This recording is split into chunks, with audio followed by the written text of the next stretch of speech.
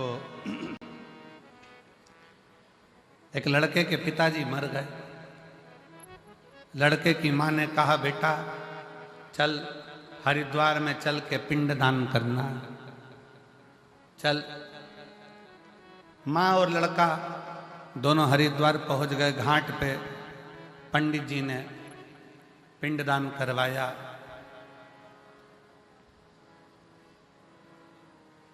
और पिंडदान करवाने के बाद वहां पर भोजन रखा। इतने में एक कौवा उड़ते उड़ते आया। लड़के ने अपनी माँ से कहा, माँ देखो, हमने सुना है कौवे के रूप में पितर आते हैं। आज मेरे पिताजी देखो कौवे के रूप में उड़कर आ रहे हैं। माँ बोली, हाँ बेटा, ये तो सही है कि पिताजी भोजन लेने आ गए। थोड़ी देर बाद वो कौवा वहाँ बैठकर फिर उड़ा और पड़ोस में एक महिला पिंडदान कर रही थी अपने लड़के के साथ। वहाँ की पूड़ी उठाई, चले गया। बेटा बोला, देखो माँ, कौवे ने पास में से पूड़ी उठा ली पर अपनी पूड़ी नहीं उठाई। इतने में माँ रोती रोती बोली, पक्के में तेरा ही बाप है, पक्के में तेरा ही बाप है। कभी उनको अपने घर का पसंद ही नहीं आया। जब भी खाया पड़ोसी के घर ही खाया। ये तेरा ही बाप है, ये निश्चित हो गया, ये पक्का हो।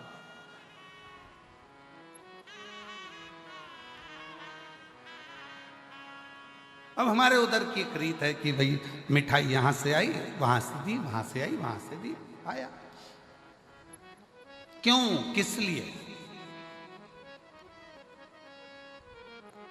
हम भारतीयों में ऐसा रिवाज क्यों है कि त्योहार पर, फंक्शन में, उत्सव में अपने घर की मिठाई दूसरे के घर, दूसरे के घर की मिठाई अपने घर, ऐसा हमारे भारतीयों में ऐसा प्रसंग क्यों आता है? उसका कारण केवल एक सुदामा जी के चरित्र से है। सुदामा जी की पत्नी रोज कहती रही कि जाओ द्वारकाधीश के दरवाजे जाओ, द्वारकाधीश के दरवाजे जाओ, द्वारकाधीश के दरवाजे।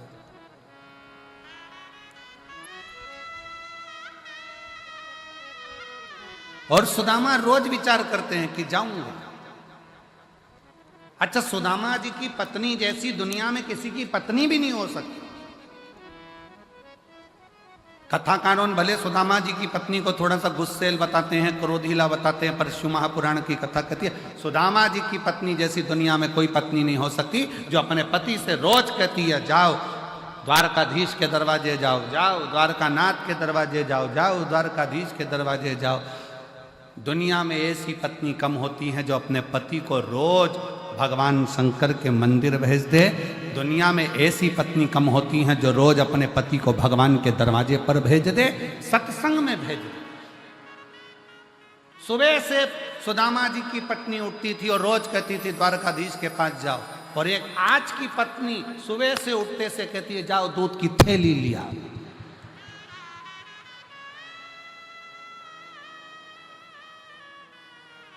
और ऊपर से भी फोन करती करती कह रही है ब्रेड का पैकेट भी लिया ना। और सुनो, आते आते आते आते देखिए ना, थोड़ा वो पार्लर वाली 3 दिन पहले गई थी, आई कि नहीं आई। और पति बेचारा डिप्रेशन में आ गया, इसके टेंशन।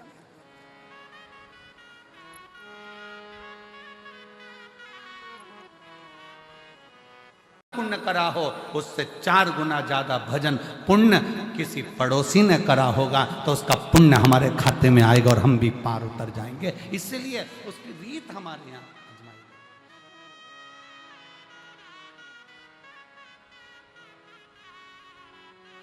और मेरे भोले तेरा सहारा।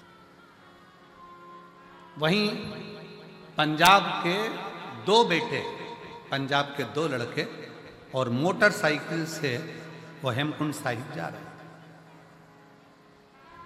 और पंजाब के वो दोनों बेटे जो हेमकुंड साहिब जा रहे थे, उन्होंने देखा कि यहाँ रास्ता बंद पड़ा हुआ है और सब लोग परेशान हैं, बच्चे भी परेशान हैं। वो दोनों लड़के गाड़ी को खड़ा करे मोटरसाइकिल को साइड में, बुलेट को, और वो दोनों लड़कों ने तुरंत पत्थर उठा उठा कर उस रास्ते को क्लीन करा, रास्ता साफ करा।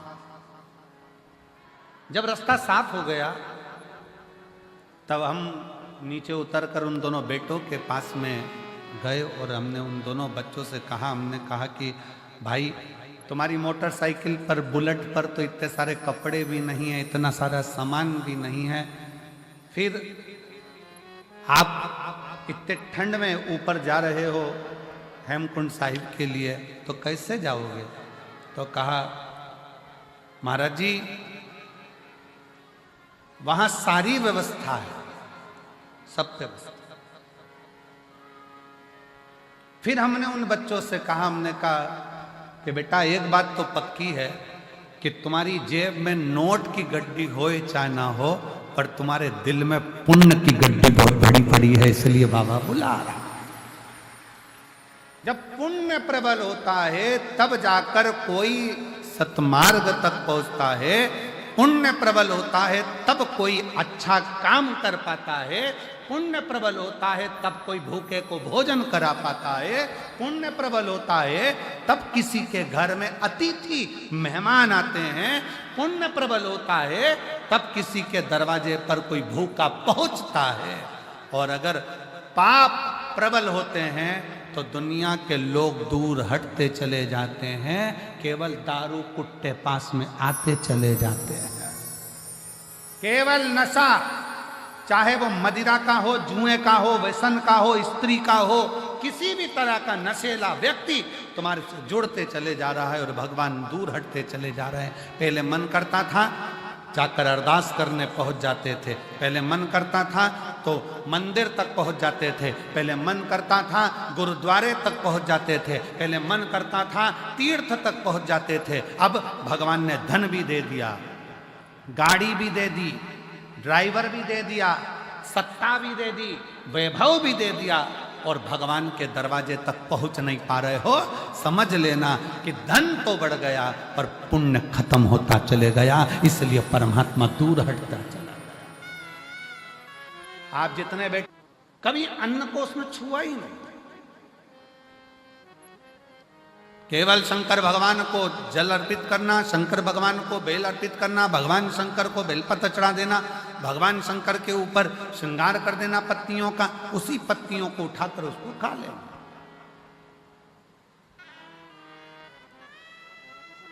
समय निकलता गया। एक दिन प्रणत पत्तियां तोड़ रहा था और डाली पे से नीचे गिरा, नीचे गिरते से ही हाथ उसका कट गया। कटा तो उसमें से रक्त गिरने की जगह उसमें से पत्तियों का रस टपक रहा, पत्तियों का रस टपक रहा।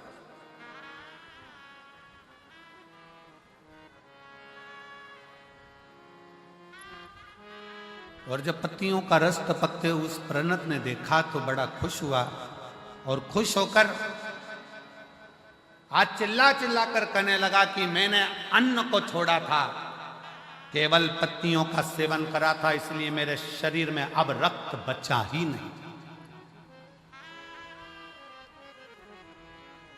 अब मेरे शरीर में केवल केवल पत्तियों का रस है, उसके सिवाय कुछ नहीं। अब जिस शंकर की वो आराधना करता था, जिस शिव की वो आराधना करता था, वो आराधना भी, क्योंकि उसके अंदर रक्त ही खत्म हो गया, वो तो पत्तियों के रस उसके शरीर में से टपक रहा है, तो उसके अंदर अहंकार आ गया, अभिमान आ गया। अभी आपको कथा में कहा था कि माता रानी की चौकी लगाओ, व्रत करो, आराधना करो, तुम कुछ भी करो, तुम्हारी साधना करो, शंकर के मंदिर जाओ, एक लोटा जल चढ़ाओ, चाहे गुरुद्वारे में जाकर सेवा कर रहे हो, चाहे तुम कोई भी सेवा कर रहे हो, चाहे लंगर की सेवा कर रहे हो, चाहे भंडारा कर रहे हो, पानी पिला